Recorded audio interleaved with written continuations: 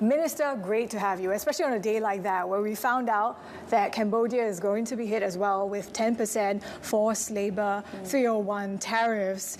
That is on the lower end of the range, but there is also the access capacity component that's yet to be determined.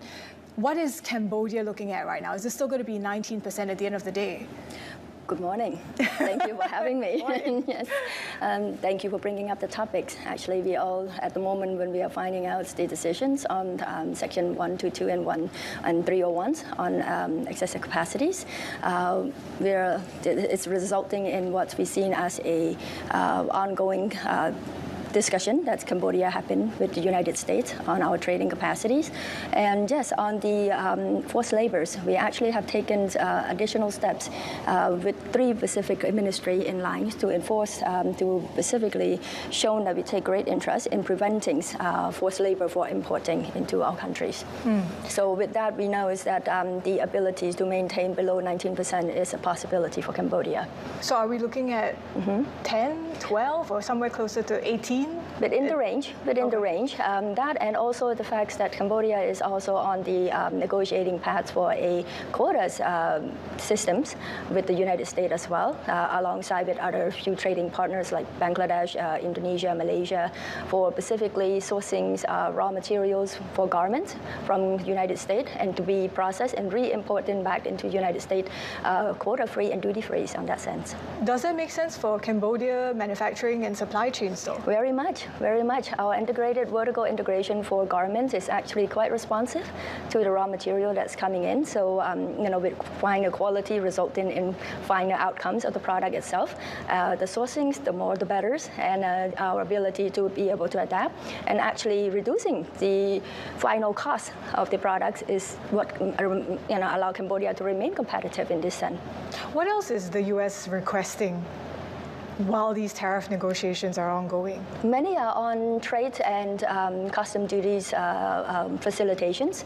We're looking at electronic communication. We're looking at modernizing the system so that our customs differences can be taken into consideration, and how we are actually facilitating a lot of other understandings like standardizations, licensings, and many of the processings of manufacturing itself.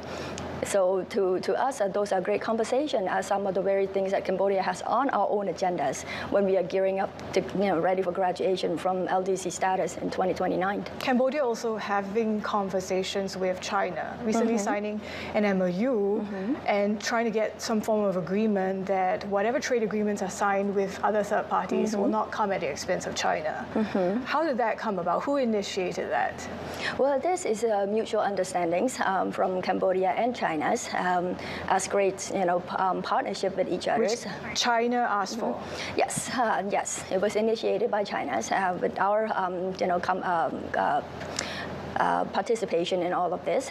What's important is that, it's a great thing you bring it up because one great point I want to be able to share with you this morning is the fact that how Cambodia has always been remaining an open and, reliable trading partners. So an MOU of such, that we signed with China indicated how open and transparent we are and how we take in serious considerations the interests of our trading partners and to ensure that the sovereignty of Cambodia is also taken into account and the sovereignties and the economic interests of our trading partners, all of our trading partners are taken into interest. And this through a proper consultation. How is that going to work though? Because to not do things at the expense of China at a time where the U.S. is still Cambodia's largest export market, and if push comes to shove, what realistically can be done? Actually, a lot easier than you think.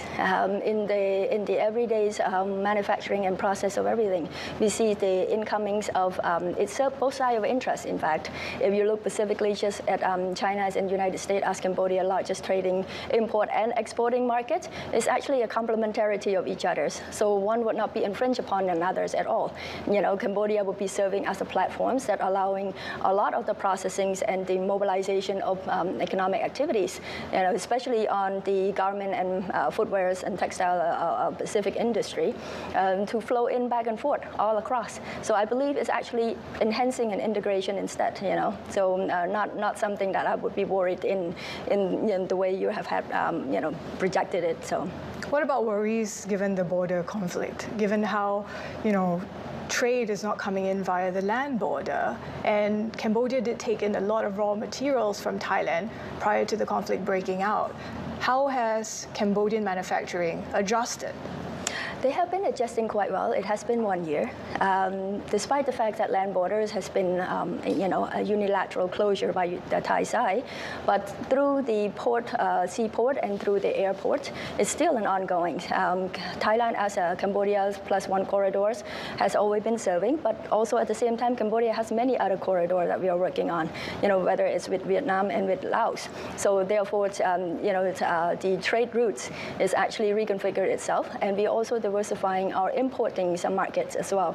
So that we see a rising trend. And, all of this is projected and indicated with our exporting numbers that still continue to be on the rise, which is surprising given the fact that, surprising to the publics, but not to us. We have been It's not enough to offset completely though, right, what you're taking in from China or Vietnam in raw materials, because there's still quite a sizable reliance on Thai raw materials. Well, it's still the nearest is always the best, of course, and, sourcing costs its logistic costs, and all of that. But at the same time, diversifying our importing markets has been serving us of great interest. With this, many other trading partners have been able to, lock into agreements with each other. So we are able to source far more. And what's important, we are sourcing from domestic right now. So that's what we are actually deeply integrating within and doing that vertical integration I mentioned earlier. Yes. How is all these near-term challenges, if we can put it that way, actually, maybe diverting from some of the longer-term reforms that Cambodia does have to undertake, because it loses least developed country status by 2029. Cambodia needs to start exporting higher value products, making higher value products. That being said, actually, LDC's graduation is not a finish line. It's actually a milestone. And for us, it's reflecting the hard-earned, and the sound policy that we have had all this time in order to achieve this particular milestone. So the next phase of growth for us is actually on, a domestic enhancement and competition in order to further integrate ourselves globally. And that's what it is. So yes, SMEs actually appear to be facing a short-term shock and challenges, but not without our very responsive governmental policies in order to re-coordinate and be able to remain agile and responsive to their needs. And that being said, a lot of the trade processing, a lot of the trade facilitation are undergoing right now in order to modernize and facilitate them and be able to stay on path. So that small things, small shock here and there will not destroy our resilience.